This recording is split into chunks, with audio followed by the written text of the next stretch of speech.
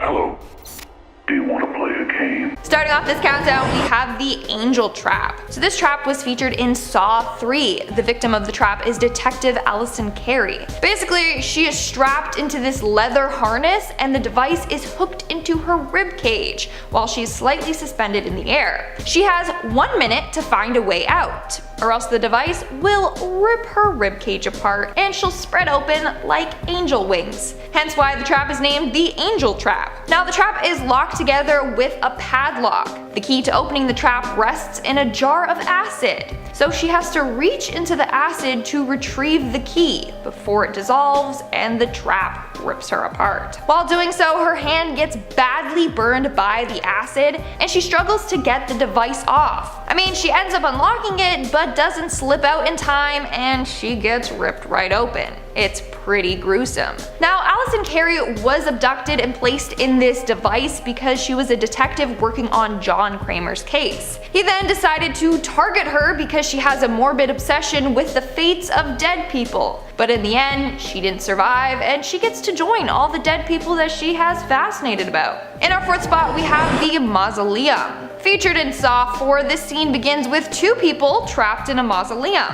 One of the victims has his eyes sewn shut so he can't see what's going on. The other victim has his mouth sewn shut so he can't communicate with the other guy what's going on. Both victims have their necks chained to some contraption. This device is slowly pulling the two chained victims closer and closer to each other. If they don't find the key to free themselves, eventually they will be strangled to death. Now, the key to getting free is attached to the back of the neck of the victim that can't see, but the other guy has his mouth sewn shut so he can't just be like, hey buddy, just chill out, grab the key from behind you and free us. It also doesn't help that the guy with his eyes sewn shut is panicking the whole time, thinking the other victim is behind all this. He starts attacking him by throwing weapons at him. To be fair, he couldn't see what was going on, but if he just felt behind his neck, he would have been freed instantly. In the end, that's what led him to his death. The guy with his mouth sewn shut attacks him multiple times in an attempt to get the key. He then frees himself and kills the other guy. I have to say though, that the biggest flaw with the scene is that the one guy didn't use the axe to carefully cut off the stitches on his mouth. Like, come on, buddy. And then when he frees himself, he just rips his mouth open anyway. So what was the point of all that? Needless to say, it's still a pretty gruesome trap. In our third spot, we have 10 pints of sacrifice. Okay, I was cringing so hard watching this scene. It would be bloody painful. Literally. So this device was featured in Saw 5, and it was the fourth and last test that the victims had to go through. Basically, the two remaining victims have to stick their hands in this box filled with rotating saw blades. They then have to sacrifice 10 pints of blood in 15 minutes. If not, they will be killed by nail bombs in the room. Now, 10 pints of blood is the approximate amount of blood in the human body. So either one person can sacrifice themselves for the other person, or they both can give 5 pints of blood and still be able to survive. They decided to go with the latter. Honestly, it was painful to watch this scene. Just seeing their hands being split in half with the saw blades, no thank you. But in the end, they succeed and get out of the room safely. Now, the game was planned for the 5 victims who started the game, all of which were involved in the same arson case, and that's why they were brought in. But 3 passed away in the previous test, so it was just 2 left to do this deed themselves. This is when they realized that all the previous tests were designed to be done by all 5 of them. They were meant to work together to escape these traps, meaning they would have only had to sacrifice 2 pints of blood each. In our second spot, we have the Venus flytrap, aka the death mask. This device was featured in Saw 2, and then it also made an appearance in Saw 3 and Saw 3D, as well as in the video games. The victim of this trap is Michael Marks, a police informant that John didn't like because he would spy on other people. When he woke up, he found his eye badly swollen, and this massive contraption was hooked onto his neck. Basically, it's this mask that is filled with spikes, and it will clamp closed onto his face if he doesn't find the key in time. He's got 60 seconds and the key is located behind his eye. I don't know about you, but anything to do with eyes and teeth in horror movies just makes me feel sick. Like my eyes were watering watching this. The mask has these metal spikes on the front and on the back, so if it closes, it's piercing you both ways. Sadly, Michael couldn't bring himself to slice his eye open, so he fell victim to this trap. And in our number 1 spot, we have the oxygen crusher. You better hope your lungs are in good shape and you can hold your breath for a long time if you get this trap, because that's what you gotta rely on. So this contraption was featured in Saw 6. 2 victims were strapped into this device. They are wearing an oxygen mask and their arms are chained up. John Kramer appears on the screen and reveals that when the game begins, every breath that they take will lead them closer to their death. Every breath you take, every move you... With every breath they take, the clamps around them will move in closer and closer, eventually just squeezing them to death. The only way to survive this is by holding your breath and praying that the other person has bad lungs. Once one person dies, the clamps are reset and the chains around the person's arms will open. Now the 2 men in the traps are William Easton and Hank. William is the manager of a health insurance company and he's responsible for the deaths of a number of people. Hank is the company's janitor, and honestly, the trap was basically designed to kill Hank. John Kramer was disgusted with the fact that he was a heavy smoker, despite having a history of high blood pressure and heart disease. He never changed his ways, so John Kramer wanted to teach him a lesson. And of course, he failed at this contraption, because he's got those bad smoker lungs. Not only that, but as the device got tighter on him, he began to panic more, and that caused him to breathe more until he was crushed to death. Coming in at number 5, classroom trap. This trap is from Saw 3 and it's so messed up. In this clip we have a boy named Troy, who wakes up in a classroom in his underwear with chains attached to his arms, legs, and the worst of all, his lips. Well, it's more than his lip actually. This chain has gone through his jaw, so more than his lip. He wakes up in a bloody panic and then a TV turns on and we see Jigsaw. Jigsaw goes on to tell Troy that he was given a life of privilege, but took it for granted. And this is because he keeps going to jail. And says that tonight they are going to see how far Troy will go to break the chains once and for all. The TV then turns off and Troy turns to see a bomb with a 1:30 countdown. So basically Troy has to rip all the chains out of his flesh in under 1:30 if he wants to live. Troy rips out all of the chains except for the one that goes to the bottom of his mouth before time runs out. In at number 4, Lover's Triangle Trap. This is from Saw 7 and it was 3D because that's just what you want when you come to watch a horror movie. This was actually one of the traps in the series that played out in public. In this trap we have Brad and Brian in a display window hooked up to a saw. Then appears Dana suspended from the ceiling. Obviously this draws in quite the crowd. Then Jigsaw appears and tells the trio that Dana's been playing both of these guys and has been using them to get material possessions. Jigsaw tells them that they have 60 seconds to choose which one of them will die. If the guys want to save their girlfriend, then they are going to have to kill one another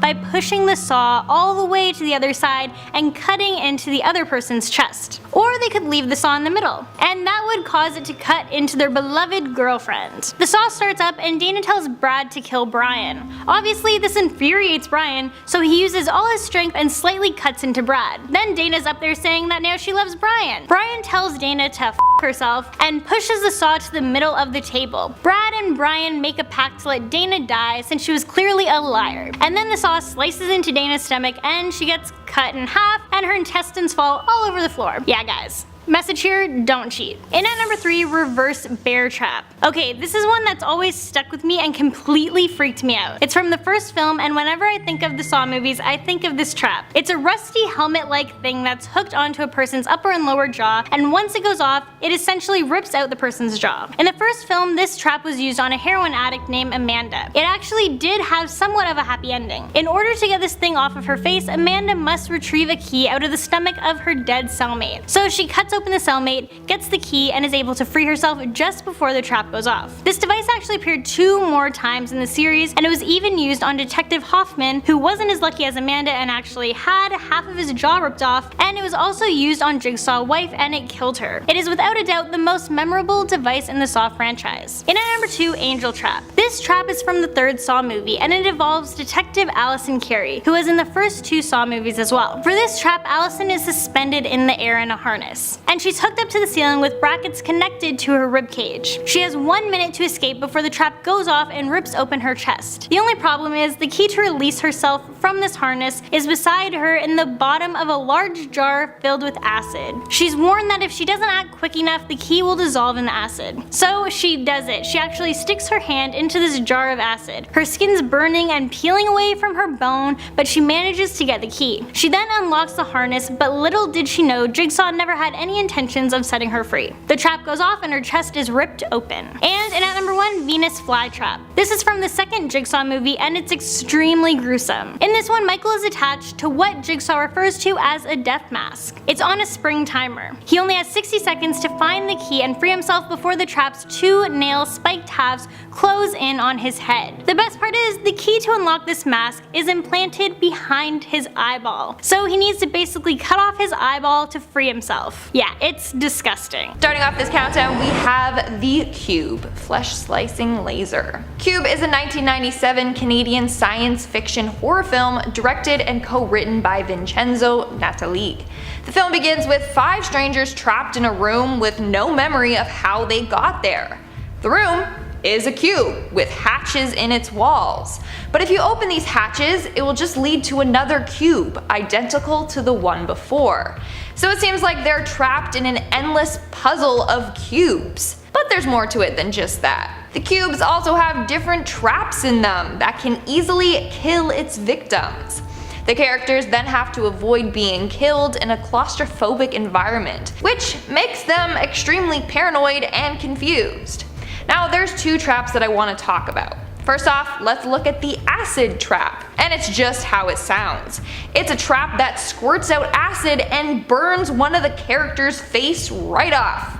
Yum. Now the next trap is the flesh slicing laser, and it's horrific as it sounds. Basically, in the movie, one of the characters named Alderson, who is a pretty mysterious character, wakes up in a room by himself. He's isolated from the rest of the group. In the end, he ends up setting off a booby trap in the cube that's a laser that literally slices him to pieces. It happens out of nowhere, so you're just like, what the hell is happening? Like literally we see his fingers get sliced off and then his whole hand, then his body just gets sliced right down the middle. It's pretty great. And at number 4 we have Escape Room. Much like most of the movies on this list, Escape Room is filled with elaborate traps designed to kill the characters in the film. Released in 2019, Escape Room is about 6 strangers that get brought together for a chance to win $10,000. All they have to do is complete the escape room. Sounds pretty easy, right? Wrong. It proves to be more deadly than they anticipated. From rooms that could scorch them alive, freeze them to death, or poison them, it's definitely not the game that they hoped for. Along the way, it's revealed that the characters' tragic and dark pasts are why they're actually brought together. So now let's start by looking at the first room in the game, which was a room that would roast the players alive. Basically, one of the players sets off this trap and slowly the room begins to heat up. They all then have to come together to figure out the room's riddles and escape it before it literally scorches them to death. Now thankfully they do escape this room, but not all the characters were as lucky in the following rooms, like the upside down billiards bar room. In this room there's a whole bar with a pool table, but it's upside down, like it's on the ceiling. And parts of the floor will periodically fall, and if you're on the floor at the time that this happens, well, you're plummeting down a shaft to your death. The only way they can leave this room is to find the missing 8-ball, which is the key to entering the other room. Sadly, while retrieving the key, one of the characters plummets to her death. In our third spot, we have the reverse bear trap. The Saw franchise is known for its elaborate and gory traps created by the one and only Jigsaw. This movie is filled with disturbing torture devices and traps, and the victims often die a horrific death, like the bucket room trap. The victims have metal buckets on their head with chains attached to that. The chains then pull them towards numerous saw blades. The only way to make the blades stop is if they make a blood sacrifice. But honestly, that one isn't so bad compared to the reverse bear trap, and it's as horrifying as it sounds. So basically, there's this contraption placed onto the victim's head. It's secured by a padlock and there's a timer attached to the back of it. The victim then has 60 seconds to find the key to remove the trap, or else it will activate and rip their jaws apart. Hence why it's named the reverse bear trap. Instead of closing, it's opening. So it's hooked onto their upper and lower jaw so that when it springs open, it's ripping your face off. The first victim of this trap was Amanda Young. John Kramer brought her into this game because of her drug addiction. She was abducted by him, and when she came to, she found herself strapped to a chair with that contraption on her face. Turns out that the key was in the stomach of her dead cellmate. At least she thought he was dead, turns out he was just paralyzed. Anyways, Amanda musters enough courage to stab the dude and then cut him open to retrieve the key to free herself. She was one of the few lucky people to escape the wrath of Jigsaw. Others hooked to this trap haven't been as lucky. In our second spot, we have The Collection. The 2012 film The Collection is a sequel to the 2009 film The Collector. One of the more gruesome scenes involves a nightclub, a bumping party, and some deadly blades. Not a kind of party you're gonna catch me at. So basically, the bad guy in this film, the Collector, booby traps an entire nightclub.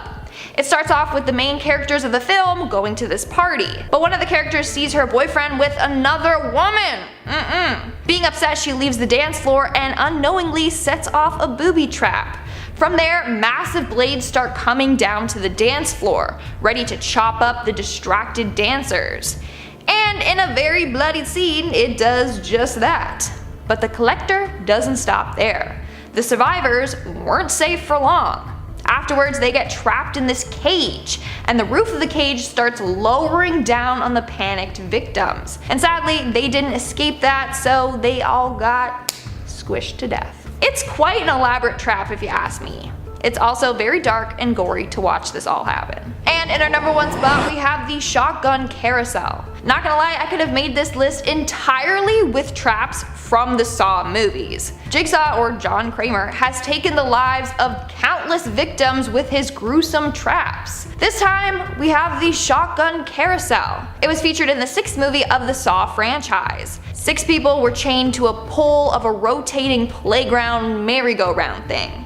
There was also a shotgun attached to it. Then the ride was spun. When the ride stops, the shotgun will go off and shoot whoever is directly in front of it. In order to survive, you have to rely on someone to press down on 2 buttons simultaneously. The only catch, when they do this, their hand is pierced with a metal spike. So this whole trap is kinda down to luck. You're just strapped in hoping the ride never stops with you directly in front of the gun. But here's the thing. The guy pressing the button chooses who's going to live and who's going to die. In the movie, it's a man named Will. He was brought in because he caused the death of numerous seriously ill people by denying them coverage for their treatments. At the beginning of the scene, Jigsaw announces that he can only save 2 people. So basically, Will is stuck choosing who he's gonna save. Everyone is in a panic, pleading with Will, telling him why they should be spared. At the beginning, Will hesitated to have his hand pierced and let Aaron be the first one to be killed. This furthered the panic of everyone because no one wants the same thing to happen to them. Honestly, it's a true nightmare.